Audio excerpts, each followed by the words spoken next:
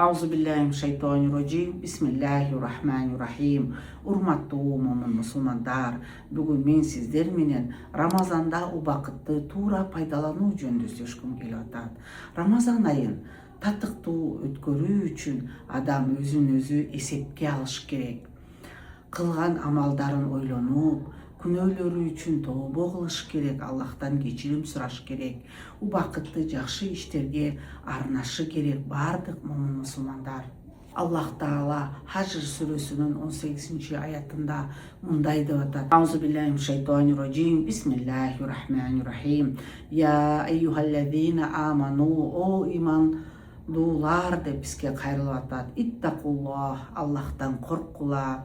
Вальтанзура нафсан ма каддама ли'идди. Жана ар бир жан эртеңки күн үчүн эмне даярдаганын караса. Ваттакуллах, Аллахтан корккула деп атат. Инналлаха хабирун бима та'малун. Чындыгында Аллах силердин эмне кылып жатканыңардан кабардар жана бардыгын билет деп атат. Ошондуктан Рамазан айында убакытты текке кетирбей көп ибадат кылышыбыз керек.